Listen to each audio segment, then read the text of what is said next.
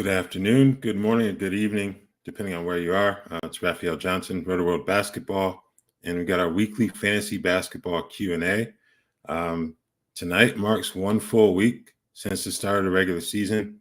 There's already been a lot. I know a lot of fantasy managers are still waiting on Joel Embiid, Paul George to get on the court. Toronto lost Emmanuel quickly. Utah lost Taylor Hendricks to an absolutely gruesome injury he suffered last night. No reports on how long he'll be out, but I think it's safe to assume that he will not play again this season. Rough loss for him at this stage in his career. Rough loss for the Jazz as well. So obviously this stream is meant for questions, and I do my best to provide answers. So fire away. Well, while I wait for questions to come in, kind of discuss some of the other things that happened last night. Paolo Banchero. 50 points, 12 rebounds, 9 assists, and a win over the Pacers. Also 1 steal and 2 block shots in that game, 3 3-pointers. He was absolutely sensational. Scored 37 in the first half on 13 of 17 shooting. Pacers had absolutely no answer for him. What a night for him. I think he's the youngest 50-point scorer in franchise history, surpassing Shaquille O'Neal. Jalen Suggs also had a really good game, too, at 25 points, 7 assists, just 2 turnovers, 5 boards, 6 3-pointers, a full stat line for him. He's gotten off to a good start, and he's someone that if you kind of bet on him taking a step forward in drafts, you're really reaping the rewards right now. And I think as long as he stays healthy and also stays out of foul trouble, he should be fine moving forward. Really good pick for Orlando Magic, and also for fantasy managers who have him. So I think one of the bigger surprises was from the Knicks game, Karl Anthony Towns only attempting 8 shots in the night, 4 for 8. Jalen Brunson was 8 for 24. Mikal Bridges shot it well again, 9 for 15 from the field, 19 points. But Cat only getting 8 shots was a surprise, and that's something that, quite frankly, can't happen with that team. So I kind of feel like their next game, which is on Wednesday against the Heat, he's going to come out real aggressive. Now, the only thing is that that's a difficult matchup. You're talking about Bam Adebayo on the other side, one of the best defenders in the NBA, especially front court defenders. So it's going to be interesting to see what Cat puts up numbers-wise and how they look to assert him early in that game. Darius Garland on the other side, excellent. 34 points, 5 threes, 2 steals, 2 blocks, 3 assists. Man, what a night for him. I think he had 16 in the fourth quarter alone. So huge night for him. Really good to see him get going. Jared Allen continues to put up double-doubles. Evan Mobley, good night for him. 3 blocks, 17 points, 8 rebounds. Modest scoring, but I think they're still trying to make him a point of emphasis within that attack. And he's starting to do pretty well with that. So the Cavs, their core 4, so to speak, they're doing what they expect. They don't really get too much from that bench right now, but the core 4 is going to be fine. If you thought about streaming Dean Wade while Max Strus is out, I think we can go ahead and put that to rest. 0 for 5 from the field, 1 point, 1 for 2 from the foul line. He had 4 assists, so you give him credit for that, but that's not enough production to justify a streamer, especially on an 11-game night. I'll just keep working through these box scores while you guys, hopefully come up with some questions. Had the matchup of the top 2 picks in this summer's draft last night. Alexander Sarr, number 2 pick, going to Washington. Zachary Risachet, number 1 overall pick, went to Atlanta. Neither one did a whole lot. Sarr, 3 for 11 from the field, 7 points. Risachet with 1 for 8. He scored 4 points. He got 4 defensive contributions, 2 steals and 2 blocks. I think Sarr had 1 block and 1 steal and 2 blocks in his end, along with 9 rebounds. Yeah, that wasn't a very pretty game. Surprisingly, I didn't expect the Wizards to win that game, to be honest with you. I thought that was a game that Atlanta should have taken care of. They clearly didn't. Outscored 30-22 in the third quarter, and that kind of flipped the game. Jordan Poole's off to a good start, I believe. Kyle Kuzma, not the most efficient shooting night, 8 for 20 from the field. Also 5 turnovers, but 25 points, 11 boards, 7 assists. Given what he'd done in the games prior, you certainly take that production from him. Bilal Coulibaly, I think he's starting to emerge as a worthwhile fantasy target if he's still available in your leagues. 37 minutes, 17 points, 2 steals, 3 assists. He's shown some pretty good playmaking abilities thus far too. So he's someone, if he's floating around in your waiver wire, I would definitely pick him up because it's quite clear that he's going to be a focal point there. And we've got our first question. So without further ado, we go with Cal Chad TTV. Just added Chris Dunn. Is there any risk of his shooting role increasing? I want him to stay low volume because of the efficiency, but worry about the injury risk on that team. That's a really good point. He's someone that the more he shoots, the more the risk kind of outweighs the reward there. But I don't think there's too much of a risk right now. I think he clearly understands his role. I think the one concern would be if they were to pull Kevin Porter Jr. out of the rotation completely. Maybe in that case, you worry a bit more about Chris Dunn taking more shots. But if anything, I think we'd see more of a stagger with some of their more prominent scorers to make sure that the more of those guys are on the floor with that second unit. So I'm not too concerned about Chris Dunn and what he showed right now. I think that's a good add, especially if you're in a deep league. Speaking of the Clippers, I think Ivica Zubac has turned into like a serious fantasy steal. We're only 1 week in, but the increased playmaking that he's done along with the scoring and rebounding, get some defensive stats from it as well. He's been excellent for them in the middle. So that's another guy. I think he's one of those early fantasy favorites for me right now thus far. Chad, thanks for your question. And we'll move on to Evelyn. Scottie Pippen Jr. streamer only, or is he roster worthy in a 12-team head-to-head 9-cat? That's a good question. I don't think any of us thought that we would be at this point with Scottie Pippen Jr., especially 1 week into the season. John Morant already dealing with a thigh injury. I think Pippen's someone worth rolling the dice on, especially if you have suitable point guard depth where you're not counting on him too much right now. I think he's worth the look.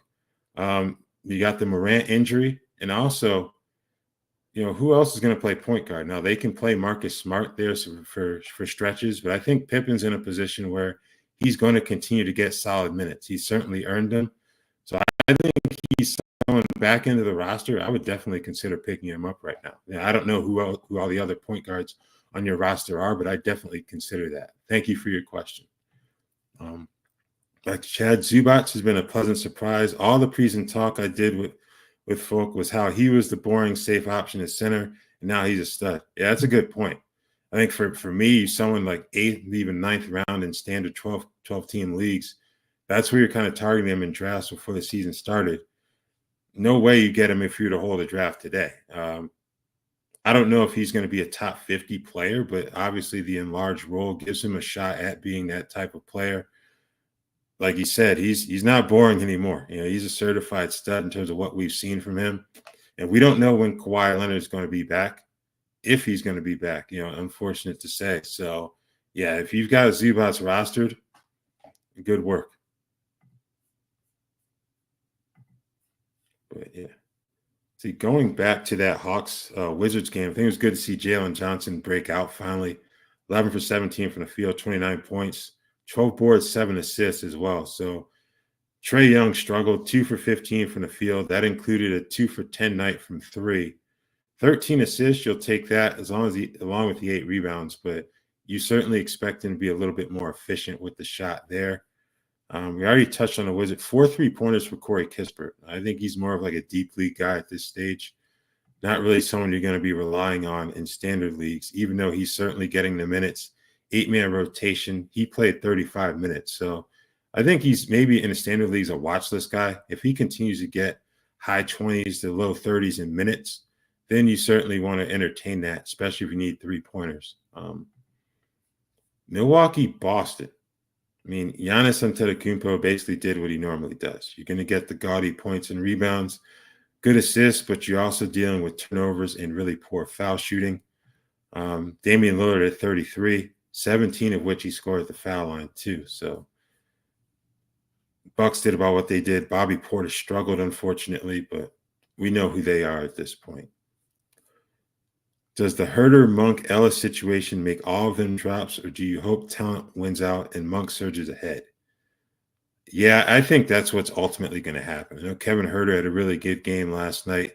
in their win over Portland. But ultimately, I expect Malik Monk to kind of rise above be the cream of the crop of that trio. Ellis's playing time is a bit volatile. I think the other night he really wasn't in the rotation. They went with Jordan McLaughlin instead. So I think he's a drop immediately. Herder, if you have him, it makes sense to see if Monday night was real or if it was just a mirage, but I would not rush to drop Malik Monk right now. I think he's going to ultimately be the guy who takes a step above those other two just because of how much the Kings need his offensive production off the bench. Tim says, had no idea there's a Belgian player in the league. Thoughts on Toumani Camara? Playing time is huge unless there's foul trouble. Yeah, he was one of the pleasant surprises for me last season as a rookie.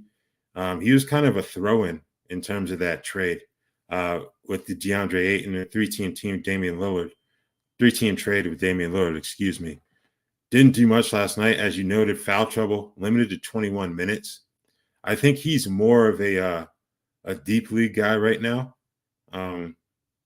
Standard leagues, not really going to be checking for Toumani Camara. I think Jeremy Grant's been a pleasant surprise. I think that's going to be the other part of the equation to pay attention to here. Later in the season, we've seen Portland pull the plug in the past. They do that again with guys like Grant, DeAndre Ayton. Didn't you expect the younger players like Camara, Donovan Clingan, once his minutes get up, you expect those guys to take a step forward. Scoot Henderson was solid last night too. 18 points, 5 assists, 4 turnovers you don't really like, still having issues with the efficiency in terms of playmaking and shooting, but I think he's making modest strides right now. It's kind of difficult for him to do too much with Anthony Simons still in the fold, but they aren't going to be pulling Simons anytime soon. Yeah. Flipping over to the other side of that Bucks-Celtics game, going back to that, Jason Tatum finally cooled off, 6 for 16 from the field, 1 for 8 from 3, 15 points. You still got good rebounds and defensive production from him. Jaylen Brown came up big, 10 for 19 from the field, 30 points. And we got Drew Holiday to kind of finally snap out of his. He's been up and down this far, but 4 3-pointers, 21 points. You like to see that from Drew. Peyton Pritchard, I'm telling you, whenever Sam Hauser's out, he's been out the last few games, go ahead and pick up Peyton Pritchard. And I need to know why these teams leave him open towards the end of quarters. He's firing away, and he's good chance he's going to make that shot. Chad asks, whose value is lower once the player returns? Karis LeVert or Caleb Martin? That's a good question. I think I'm going to go with LeVert, to be honest with you. Given how Nick Nurse has spoken about Caleb Martin, said over the weekend he's one of our 5 best players. He's going to play starter-type minutes. They finally moved him into the starting lineup. So I think right now, even with the Embiid return, whenever that happens, I think Caleb Martin's going to be that guy. I can see a path to him playing high 20s and low 30s in minutes once Embiid gets back. I don't know about Karis LeVert because in addition to Strus, you're also dealing with Donovan Mitchell and Darius Garland in terms of minutes in terms of the playmaking role. So I think I would go with Caleb Martin, especially for the defensive potential there. I think in terms of the higher value, I should say. So to answer your question, LeVert would be my pick in terms of lower value. What are your thoughts on Zach Edey? Is he officially a drop at this point? Are you holding on a bit longer? I'd hold on a bit longer just because Jaren Jackson Jr. is still under a minutes restriction. Played 24 minutes last night, 23 in the game prior. So I think I would give Edey until the end of the week because in addition to Santi Aldama playing well, you've also got Jay Huff, who did enough to earn himself a standard contract. So there are certainly options at Taylor Jenkins' disposal. I would take a few days to kind of wait to see what Edey does throughout the remainder of this week. Let me pull up the remainder of their schedule for week 2. They've got 3 more games. You've got Brooklyn, Milwaukee back-to-back Wednesday and Thursday, then at Philadelphia to begin that road trip on Saturday. So you've got 3 games, 3 opportunities to evaluate Edey further. And then we'll take it from there. But right now, I think I'm holding him for the remainder of the week. Basebone28 asks, do I drop LeVert for either Suggs or Pippen Jr. in a points league? I'm dropping him for Jalen Suggs, definitely. I think there's a bit more of a conversation to be had with Scottie Pippen Jr. because to a certain extent, you're at the mercy of John Morant's availability there. I think in category leagues, Pippen would be a better long-term hold than in a points league. So I'd go Jalen Suggs here. If he, how I don't know how many teams in your league. The fact that he'd still be available at this point, but yeah, I'd pull up a second screen right now and pick him up. Be honest with you. Are you stashing Bryce Sensabaugh with the Taylor Hendricks injury, or do you think the Jazz pumped the brakes on trading Kessler or Collins due to the uncertainty of Hendricks' recovery? I think I would stash Sensabaugh. I'd also Cody Williams. You know, he's another one, rookie out of Colorado. I think he offers a bit more defensively, so maybe we see a little bit more of him. But that's going to be an interesting situation because in terms of John Collins, he hasn't played any minutes next to Walker Kessler, either preseason or regular season. So that's going to be a situation where I don't think he's going to receive too much of a boost unless Kessler deals with an injury or himself or has foul trouble. So I think Sensabaugh, Cody Williams, those are guys that if you have them right now, I would stash them. I lean a bit towards Cody just because of the defensive potential, like I said. But yeah, I don't know if Utah is going to trade Kessler because how much can they get in return? The draft capital, I know Danny Ainge probably going to be asking for a king's ransom, but he's still on a rookie contract. So I don't know how much they would be able to derive from him on the trade market. And I don't know if you want to pull the plug on him this early. All right. Jaden Ivey or Peyton Pritchard for real? That's I think I would lean Jaden Ivey. I believe that his early start to the season is legitimate. I don't know if he's going to stay top 75, but I can see him being a top 100 player come season's end. The path is certainly there for him to do it as a starter. Pritchard, as good as he's been, especially when they're without Hauser, I don't know if he's going to be a third round. I don't think he's going to be a third round player the remainder of the season, especially as a backup. You know, you get Hauser back. Eventually, Kristaps Porzingis will be back as well, too. So those are concerns there. So I think I would go Jaden Ivey, even though Pritchard's played really well to start the season. What are your thoughts on Julian Champagnie in the short term and rest of the season in 9-cat head-to-head? I actually picked up Julian Champagnie in my own 9-cat head-to-head, so I like him right now. I think the remainder of the season, that's going to be a bit trickier just because eventually you get Vassell back, Devin Vassell, excuse me. So you get him back. We've seen him approach top 50, even top 75 value in terms of fantasy value. He's going to play plenty when he's back. It sounds like he could be back as soon as sometime next week. So be on the lookout for that. I don't think Champagnie would be an immediate drop because the Spurs tend to be cautious when bringing guys back from injury. So you may still get a few more games out of Champagnie at that point. But the rest of the season, I think it's going to depend on what the Spurs' fortunes are as a team. Now, we've seen him in the past play him plenty when they've been out of the playoff picture. If that happens again, he'll certainly get his opportunities. But I think early on, he's going to be someone that you drop after Vassell gets back to playing full minutes, but keep him on your watch list for later in the season.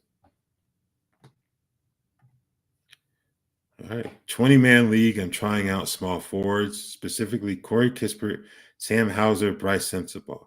Looking for one of these guys to pair with Conchar and Thibault. I would go Kispert out of these options. Hauser's still out, low back pain, not really sure when he's going to be back. And Kispert, in terms of track record, is offered more than Sensabaugh. So I would pair him with those guys, especially with John Conchar being out. You're missing out on 3-pointers with Conchar, unless you're dealing with like a three-point punt model. So I would go Kispert there. A healthy Thibault is also hurt too. So he can give you defensive stats when healthy. I'm just not sure how much he's going to play, especially with the emergence of Toumani Camara up there in Portland. Will Klingon start at some point? I think so. I just think we're going to be waiting for a while. Portland, they've done enough losing. I think it's time to start letting some of their older guys play through things right now. Teams aren't going to start to tank in early November. We're not even to November yet. So you're going to have to be patient. If you can afford to stash Klingon, until the turn of the calendar to 2025, I would do that because I think that's when we're going to start to really see Donovan Clingan, injury notwithstanding, to DeAndre Ayton kind of step up, play more minutes there. All right. Yahoo 12 team head-to-head 15 category. Oh, man, you're going through it with these injuries, man. Stephen Curry, IL, quickly IL, CJ McCollum, Austin Reeves, Jaden Ivey, got Dyson Daniels, Mike Conley, Deuce McBride, IL plus spot. He's healthy right now. LeBron, Giddey, Rui Koulibaly, Giannis, IL plus, Zion, Claxton, Kessler, and Drummond. Who are your 2 drops? That's a pretty deep roster. Man.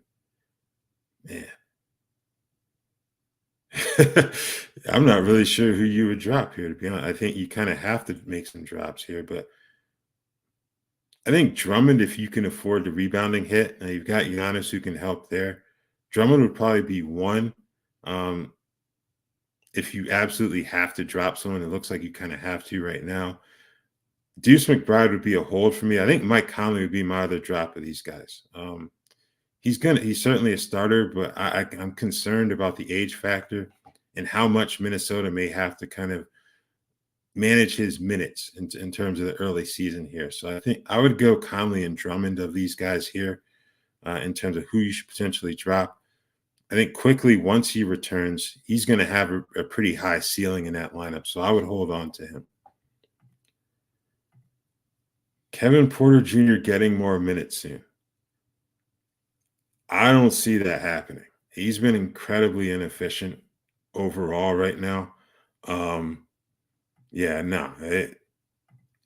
kind of wonder if he's closer to just falling out of the rotation. They've only played 3 games, so I wouldn't put too much stock into fantasy ratings, but he's outside the top 300. And in my opinion, he hasn't done anything to merit playing more. So, yeah, no. I just have to go no with that one. Lively, Horford, or Aldama in a 10-team points league? That's a good question. I tend to stay away from Lively in points leagues just because you have a split there. Horford playing good minutes right now, but you're dealing with the back-to-back question.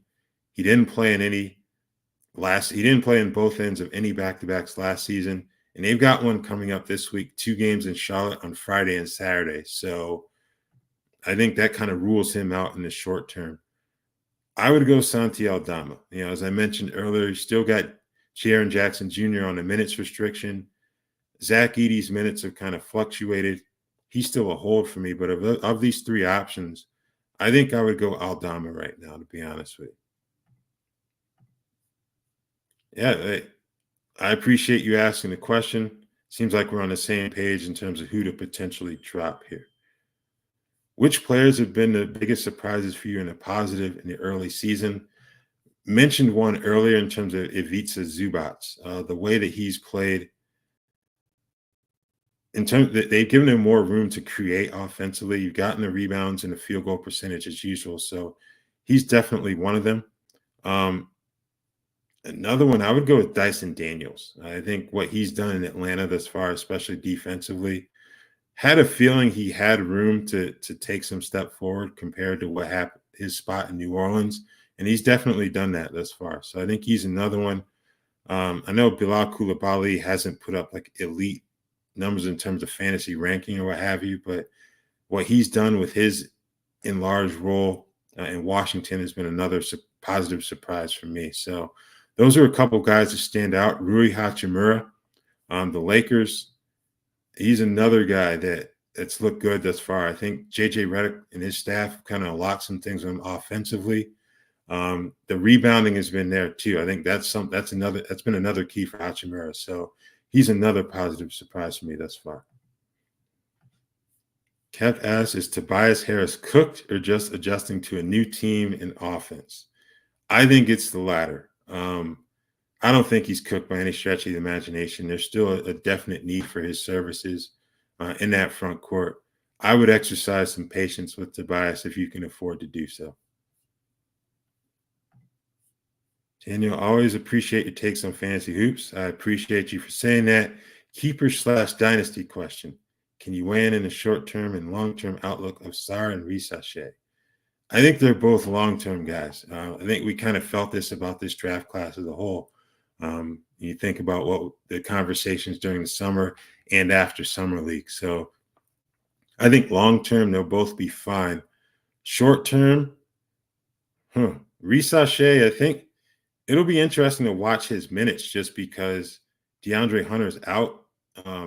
The last time he dealt with right knee inflammation, which was last season, he missed about 5 weeks. So if you picked up Risachet ahead of Monday night, I would hold on to him because he may be able to have some runway here in terms of opportunities to start.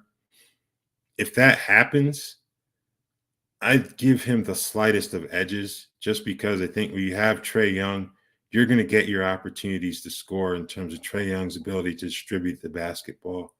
Washington doesn't have that caliber of point guard, even though Trae didn't look good last night and the Wizards won. I think Sarr is in a better spot in terms of the short term if DeAndre Hunter remains sidelined, and it wouldn't shock me if he did, given his history of knee issues. All right. Going back to baseball, Drummond or Aldama in the same points league. I currently have Embiid in my IL slot. And I think the question is, what do you need on the rest of your roster? Like, are you getting rebounding from other guys? If you are, I think you could kind of go with Aldama just because of the scoring potential. And he's not a bad rebounder himself. I think with Drummond, you pretty much know what you're going to get in terms of points, rebounds, maybe some defensive stats and field goal percentage, but you're going to be punting free throw percentage based on what he's been solid. But I think based on the track record, you're pretty much going to be in a free throw punt model if you have Drummond. Yeah, if you need the rebounding, I'd kind of lean Drummond in this spot just because he's a little bit better in that regard. But Aldama, I wouldn't blame you if you decided to hold on to him instead. All right. Any clue why Yahoo managed public leagues don't have IL plus spots? I don't know, and I agree with you that it should be standard. I know in all my Yahoo private leagues we have that option, so I'll see if I can fire off an email for you because that's definitely a good point. I think all leagues should have IL plus slots instead of just the standard IL ones, just to give managers more freedom to use those spots. Marcos, thanks for tuning in. What do you think of Dennis Schroeder's role in Brooklyn? Is he a reliable fantasy option? Oh, that's a good question. He's been fine thus far. I think he's ultimately going to finish outside the top 100 in terms of fantasy value. Right now, I think he's reliable. And you look at that roster, I'm not really sure if there's like a young point guard that they would toss the keys to after, say, the trade deadline. If Brooklyn ends up playing at the level that we expect them to, which is a lottery team. And I think with this draft class coming in, it would be in their best interest to be a lottery team, given the need for top-end talent on that roster. So I think Schroeder's good right now. I think eventually you kind of fall off a little bit in terms of fantasy value, but if you have him right now, I would hold on to him. I just don't know if he's going to be the most reliable guy in terms of February and March, when this team is essentially playing out the string, as many of us expect them to. Another deep league question: what needs to happen for Jonathan Mobo to get more minutes? This guy looked fun the other night, right? I agree, really fun. I think if he gets the runway to play quality minutes, you're going to have a really fun fantasy player on your hands in terms of the defensive potential, the rebounding. Not going to be too much of a scorer, but he doesn't have to be in that system. When you have Scotty Barnes and when healthy, you also have RJ Barrett and Emmanuel Quickly to handle the scoring. So, yeah, I don't think we're looking at, say, a Dennis Schroeder situation, but yeah, I think he may need an injury up there to one of those wings to get the minutes that we really want him to see in terms of fantasy value and fantasy potential. Is Noah Clowney in a hold in a 12-team 9-cat keeper league? I think he is. As I mentioned earlier, we're talking about the Nets. That's a team that's projected to be a lottery team. Clowney's ultimately going to, I think his minutes are only going to increase. I know that you've got the issue of Nick Claxton in terms of his workload right now, not playing full on minutes just because they're working him back from a hamstring injury. I think Clowney's ability to stretch the floor is going to be what protects his minutes to a certain extent in the early part of the season. So I would hold on to him. And Daniel asked the same question for Yves Missi. I think I would hold him too. I know it's a bit of a risk just because New Orleans has the option of playing Zion Williamson at center for periods of time. I don't know if that's something they want to do for too long, though. He's not a center. So obviously, Daniel Tice, like, look, man, we know what we're going to get from Daniel Tice at this point, right? And I think there have been a couple occasions already where Misi's played more minutes than Tice. So I would hold on to Yves Missi right now. What do you think of Larry Nance Jr.? Dropped him since he didn't play last week, but put up good fantasy points yesterday. In terms of fantasy, I don't really have the most positive outlook for him just because that was also the second game of a back-to-back. So Onyeka Okongwu didn't play. So you have to factor that into evaluating Larry Nance Jr. I wouldn't beat yourself up too much about that since you dropped him. The only thing is that they've got another back-to-back coming up. Sunday at New Orleans, and they're home against the Celtics the following night, that 15-game night on Monday. So I don't think I think it's one of those things where you kind of go back and forth on Nance. You probably drop him. Then depending on what your league's waiver situation is, in terms of how much time you have to wait, you may be able to pick him back up on the back end of their week 2 schedule ahead of that back-to-back. Love that you're representing my New York Knicks. Fellow Knicks fan here. Not too thrilled about the blown lead last night. Thoughts of Deuce McBride's rest of season outlook? Bench is very thin. He seems like the only real quality player off the bench. Yeah, I agree with that sentiment completely. I think Deuce, in terms of deep leagues, I would definitely hold on to him. I think he should be rostered in deep leagues for sure. Because as you mentioned, really don't have too many other scoring options right now. We'll see what they do once they have to increase the roster size in about a week or so here. They talk about Matt Ryan. Obviously, Landry Shamet, he isn't going to be able to help them anytime soon just because of dislocated shoulder. But I think Deuce McBride, in terms of his scoring ability, I like him in deep leagues, depending on injuries to some of the more mainstay guys. Maybe there will be some streaming value in standard leagues at a certain point. We saw Josh Hart and Jalen Brunson get banged up during the loss of Cleveland last night. So Deuce McBride, if you have him, I'd certainly hold on to him right now. Kev asks, is Jeremy Sohan's value going to hold even after Vassell returns? I think it will hold. I'm not sure in terms of how prominent a fantasy option he'll be, just because you add another potential scorer and playmaker to that lineup. But I don't think it's a stretch to expect him to be like a top 125 player. Like, he's just outside that range right now, and they're playing him in a proper position. Last year he started out at point guard. I mean, maybe it added to his toolbox in the long run, but in the short term, it was not very good, as we all saw. But now he's in a position where he can just catch the ball and be assertive, playing off Chris Paul. That's a good spot for Sohan to be in. And it's not going to change once Vassell gets back. So maybe like the point total comes down a bit, but he can still give you rebounding and defensive stats, and a decent field goal percentage in that dunker spot.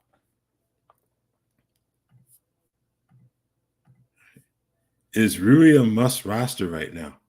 That I think, depending on your league size, I would have to say that he is. Now, if you're in a 10-team league, you could probably talk yourself into passing on him. But 12-team and larger, he certainly is a must-roster player. I think what we've seen from him is real. In terms of the scoring, the rebounding, you'd like to see that kind of continue. But what we've seen as far from Rui Hachimura, I think it's real.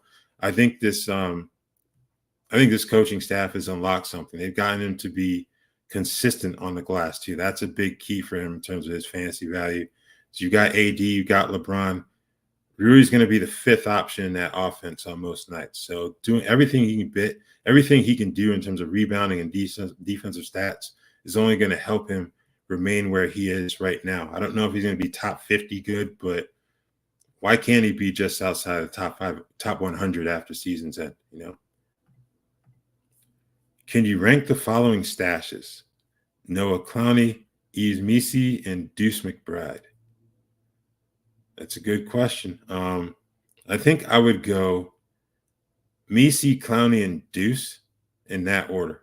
Missi, just because I can envision a scenario in which he earns the starting job at some point. Now, in Clowney's case, it's probably going to take Nick Claxton, aggravating the hamstring or suffering another serious injury that puts him on the shelf for quite a while. The Knicks, in terms of Deuce McBride, the Knicks usually play through their stuff unless they're like legitimately injured. So I think he would be third on my list, given the strength of the Knicks starting perimeter players. So I would take him third, with Clowney second and Missi first. All right, Daniel's back. Do we expect Gafford to average around 19 minutes per game? Soft buy low. Yeah, I think he'll play a little bit more than that. Maybe low 20s, like 22, 23 minutes. Soft buy, that's a good question. I think I would buy low on Gafford, to be honest with you. Obviously, it depends on what you're going to be giving up in return for him. You probably won't have to give up too much because of the minutes that he's playing. If it were an even split between he and Lively, then it may be a bit tougher to buy low on him. But I think right now you can do that. Also, Maxi Kleber being out kind of helps, just because Jason Kidd can no longer play Kleber at the center position, as we've seen on occasion, both this season and in the past. So instead of 3 people being in that rotation for minutes at center, you only have 2 now. And once again, thank you all for the questions you've been sending in. Feel free to fire in some more as they come to your heads. Got another 25 minutes or so to answer some more questions. But as we wait, kind of go over some more of the box scores. I think another player, Zach LaVine's kind of been a pleasant surprise for me too in terms of fantasy value. I was kind of worried about how he would fit in terms of what they're doing offensively, but he's looked good thus far. 30 points last night. I think the funny thing about the Bulls is that they lead the NBA in pace right now. I don't think that's totally on no longer having DeMar DeRozan, but it seems like there's been a clear emphasis to ramp things up, and I think that will ultimately benefit guys like maintaining Kobe White's fantasy value. Josh Giddey had a good game last night in terms of the assists and rebounds. Only 12 points, but if you're getting 13 boards and 8 assists from your point guard, you will certainly take that. So I think that'll be interesting to watch moving forward. I'm going to skip ahead. You got a Bulls question from Al, who asked, what about Jalen Smith? Is he a must roster? I can't say he's a must roster guy. I know he played well last night, 16-7, 1 assist, 1 steal, and 3 3-pointers, but I don't know if I can count on him to go 3 for 4 from 3, 4 for 5 from the field overall consistently. So I wouldn't call him a must roster player by any stretch. All right. Daniel asks, I'm worried about Dante DiVincenzo and Alex Caruso in the new surroundings. Any hope to hit return on investment or time the level set expectations? I think Caruso's kind of, I'd be more worried about him just because it's a situation where they're also out without Isaiah Hartenstein. They don't play the same position, but you're talking about a player who can be an effective playmaker, playing alongside another big or by himself. So I would be a bit more concerned about Caruso. DiVincenzo, I don't think it's as extreme a situation as, say, Deuce McBride in New York, but he's in a situation where the Timberwolves clearly need his offense. So I think if you're looking to hit on anyone in terms of potential trade value, I would probably look to move Caruso if you can. We've seen him put up good fantasy value in the past, but I think he's the one that I would be a bit more willing to part ways with right now. Does Royce O'Neal belong in 16-team league rosters? I would say yes. He's not going to be an elite fantasy option, but I think he's going to be someone where 16 teamers, you can definitely talk yourself into him just because of his importance to the Suns, the defensive numbers, and whatnot. So, yeah, I think 16 teamers will be fine. Any hope for Harden's field goal percentage this year? I think you're pretty much hoping for Kawhi Leonard to get back sooner than later. We've seen this to a similar extent with Tyrese Maxey in Philadelphia. You lose marquee scorers, you have to take on more, so the efficiency is going to decrease some. Defenses can pay more attention to you offensively. So I think Harden, the key is going to be Kawhi. If Kawhi's back and he's healthy and able to get a good run of games in him, that's where you find your hope in terms of James Harden's field goal percentage. All right. Do you have any thoughts, suggestions who I can target for a fair trade by packaging Conley and Drummond and or Bilal Coulibaly? An early rounder would be ideal, but not sure how early would be a fair trade offer. Oh, man. Yeah, I don't know if you're going to get someone back like first 4 rounds. Maybe I think if you can aim 5 through 7 in terms of Conley, Drummond, you can kind of sell the factor of we don't know when Embiid is going to be back. There's supposed to be an update over the weekend. There wasn't. Still kind of waiting. This is a 2-game week for Philadelphia.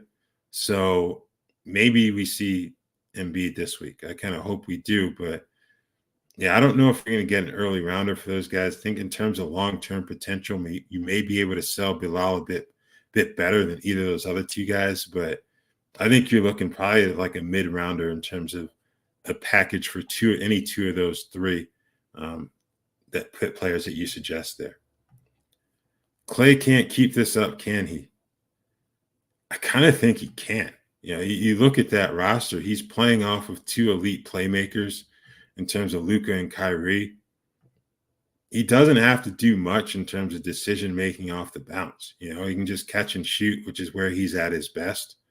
So I think he can, complete it. So, yeah, I don't know if he'll finish like top 50, but why not top 75? That's what he's done in recent years since coming back from those injuries. So, yeah, I think he can keep it up. Bobby Portis or Jonathan Isaac in a 12-team head-to-head? Portis.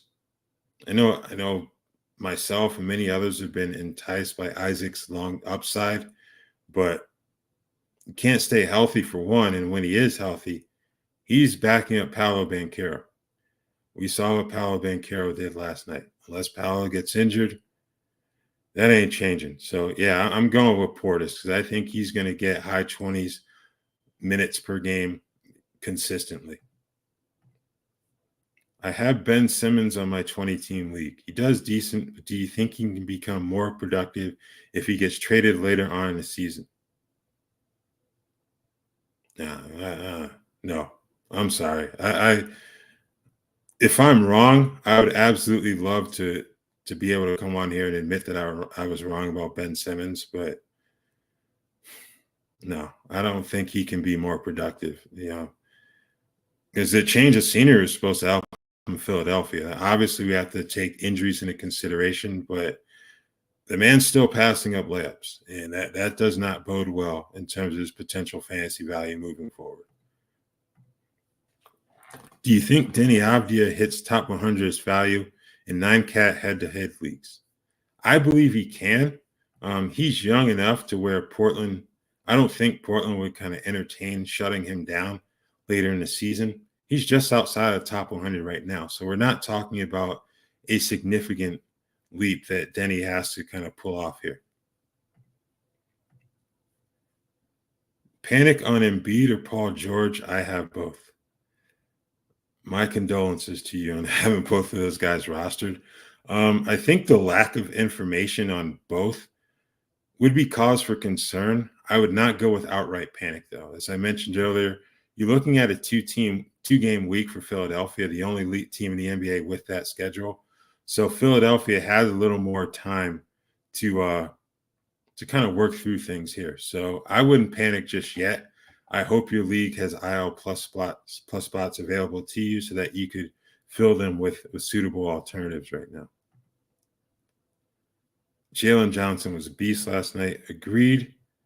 I was about to start panicking with Jalen Johnson until yesterday. Is he again a most improved player candidate? Can he still grow? He can definitely still grow. And in terms of end of season awards, we're just one weekend. So I would advise you all to not panic too much on any of these guys. If you expected them to be like a top 50, even top 40 player like Jalen Johnson could potentially be. So I think he can definitely work his way into the mix for most improved player. And there's still room for growth in terms of his ability to make plays.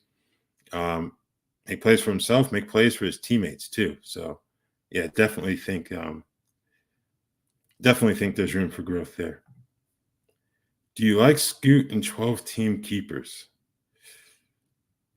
I don't, not in 12. I think 14, 16, those larger leagues I would, but in 12, he's still playing good minutes, but the efficiency really needs to come on for me to kind of get on that bandwagon right now. All right, who are your best buy lows and 9-cat settings at the moment? That is a good question. I think Tobias Harris is someone who I know people are kind of off that bandwagon already, but I think he's someone that can be a solid player for you. Once he gets used to that, used to that team and that system. Zion Williamson, I don't know if you'd be able to buy low because I don't know if anyone would be in their right mind would give him up, but he's not even a top 200 player right now. So if you can find a manager that's prone to panicking early that has him rostered, in addition to Zion's medical history, you may be able to pull off something there. So I think a couple of those guys would be good buy low options. Amin Thompson, in terms of category leagues, he's someone else. Hasn't been great, but I think we've seen his potential in terms of fantasy value, especially with defensive stats. He doesn't shoot the ball very well, but he can do enough in those defensive categories to provide good value down the line. Cam Thomas averaging nearly 30 points per game this year. I don't see why not. Right now, 30.7 right now? I don't see why he can't, just because he's got the ultimate green light. Even if they don't tell him he has a green light, we all know he's going to fire away anyway. So I think he can average 30 per game. If you have him rostered, the question is going to be the efficiency. Thus far, he's shooting about 48 from the field, so no concerns yet, but I think he definitely can approach 30 points per game this year. I did answer your question on Sohan's sustainability. I said I believe he does have long-term value for the rest of the season, even once Devin Vassell returns. So, yeah, I think he's a sustainable guy just because of what they're asking him to do. They're not asking him to do too much like last year in terms of the playmaking. Put him in a dunker spot, let him run the floor, make some plays around the basket, make some defensive plays. That seems to be the recipe for him right now. Who do you think the Warriors will start with Steph out? And outside of Podziemski and Wiggins, are there any others worth it or the pickup while he's out? I think Buddy Hield would be worth picking up for one, just because of the three-pointers. Like, someone's going to have to help make up the three-pointers. So I think Buddy Hield is someone that we may see more of, even if he isn't the starter. So I think he's definitely someone to think about there. I think Podziemski is going to get the first opportunity to start. Now, they can use Draymond Green in more of a playmaking role, but you still have the question of who brings the ball up the court. And I think while Draymond can do it, I think they'd probably feel a little bit more comfortable with Podziemski filling that role. So I think he's the one that I think will be the fill-in for Curry while he sits at minimum these next two games. What are your thoughts on Malcolm Brogdon for the entire season? I don't have very good thoughts about him in terms of fantasy value. Obviously, he's currently out with a thumb injury. Maybe he starts, immediately, after he gets a few games under his belt once returning. But look, man, that's a team that's clearly rebuilding. Eventually, we're going to get to the point where it's Bub Carrington who gets to start. We've seen Bilal Coulibaly play really well thus far. So, yeah, I'm not big on Brogdon. I think he's going to be someone who's more valuable to the team than he is fantasy, managers just because they kind of need that leadership and influence that he can provide.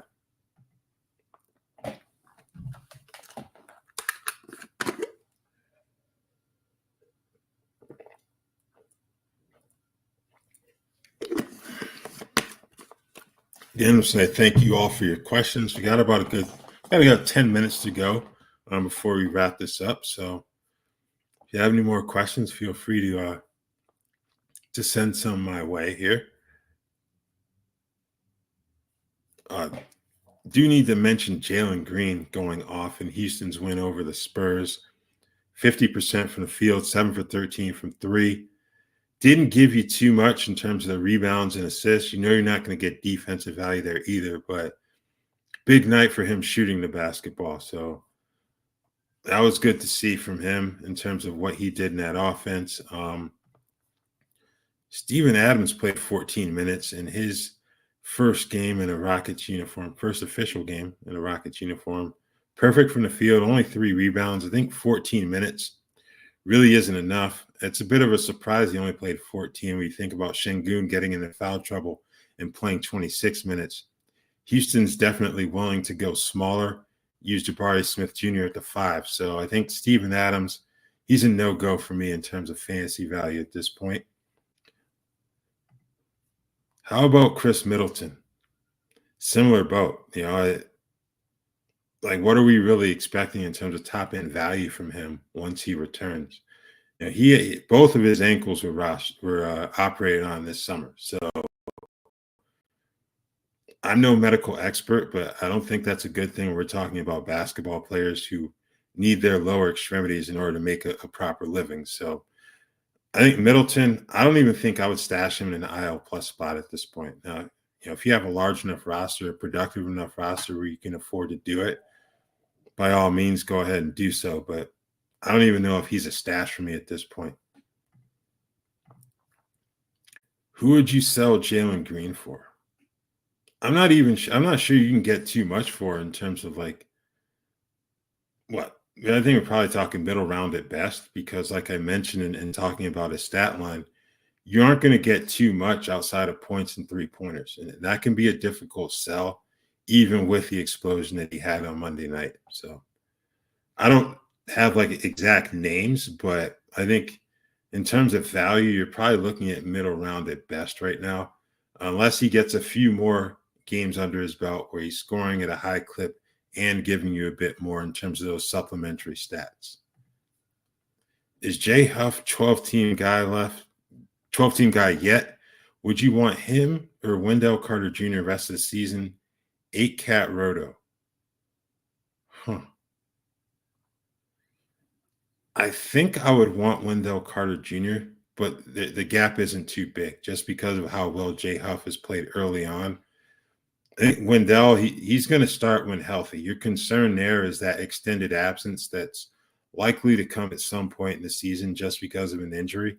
But Jay Huff, remember, Jaren Jackson Jr. is still on a minutes restriction. So I think his minutes are naturally going to decrease at some point. And you've got Santi Aldama playing really well. I don't think Zach Edey is going to be going anywhere anytime soon. So I would rather have Wendell Carter Jr. Right now it's close, but I think rest of season, I would definitely prefer Wendell. Herb Jones is Herb Jonesing big time. I grabbed him for defensive stats and efficiency, but was hoping for more counting stats with more play time to open the season. Is this what it is? I kind of think it is, unfortunately. He's definitely going to figure prominently in that rotation just because of the defensive ability. But yeah, I don't know if we're going to expect too much more from him. At a certain point, you'll get Trey Murphy back, and then DeJounte Murray will return. So even more mouths to feed in terms of offensive value. And Herb's the one who I think they're willing to have take a back seat in terms of the offense. So I think he pretty much is what he is at this point. Now, we'll see what happens next season if they were to, say, lose Brandon Ingram in free agency. I think that would probably open up more possibilities for him down the line. But right now, you just kind of got to stick with it. Do you think Dyson Daniels finishes top 5 in steals this season? I think he can, especially if DeAndre Hunter remains remains sidelined for an extended period. Dyson Daniels, a defensive ability, they can throw him on the opposing team's best offensive player in terms of perimeter guys, and he can be very impactful in that regard. So I think top five. I think it's realistic. Is Valanciunas going to get to start this season more or just when they play against bigger teams? Do you hear anything about his chances of getting traded this season and increasing his fantasy outlook? I can't say I've heard anything about that in terms of like their rumor mills or what have you. I think it's going to be a spot play more than anything. They go up against bigger lineups, then he'll get the opportunity to start. But if not, I think they're going to try to see what they have with Alex Sarr in terms of the potential to play the five. If he proves that he can't, then you'll see Valanciunas a bit more out there. So, regardless of matchup, but right now I think he's more of a spot play than anything.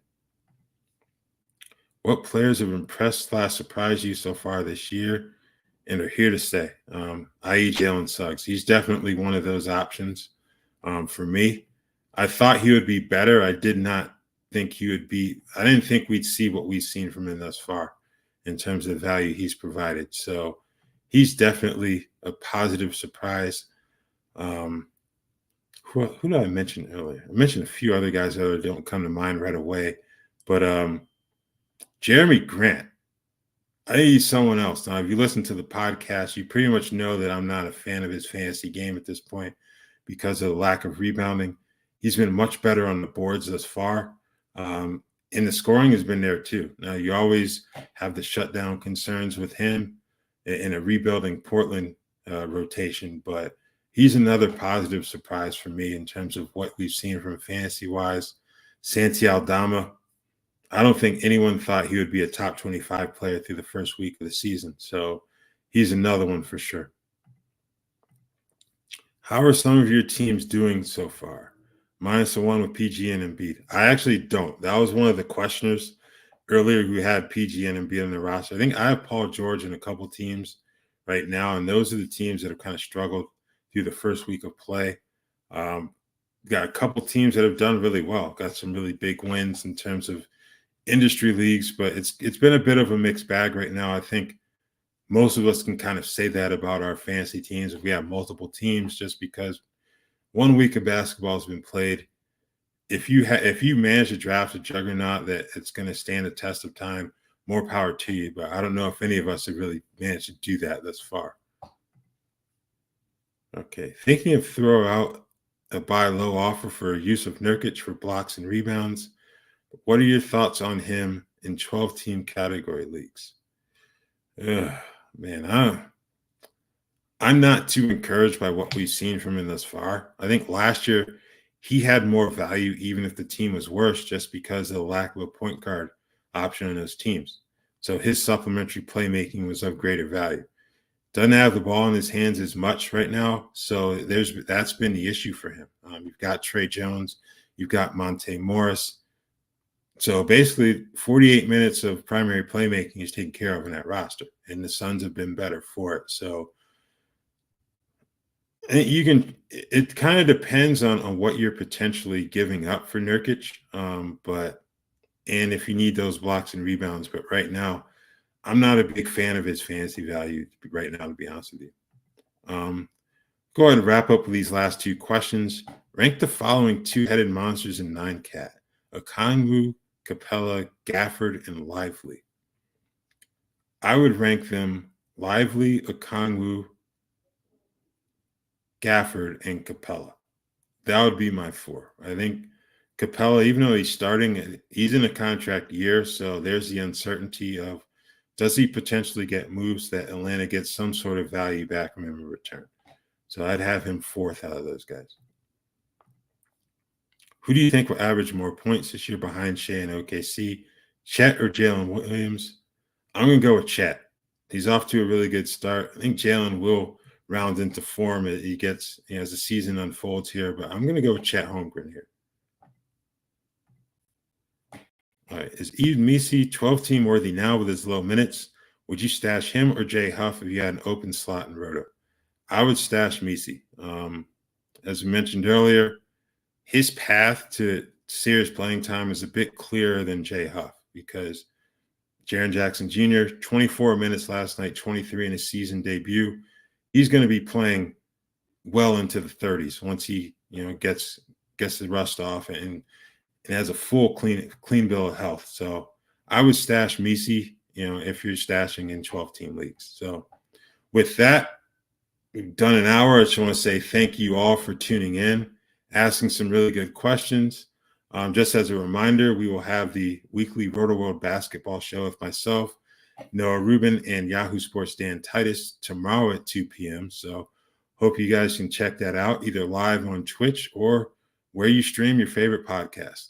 Thank you all and enjoy the rest of your Tuesday.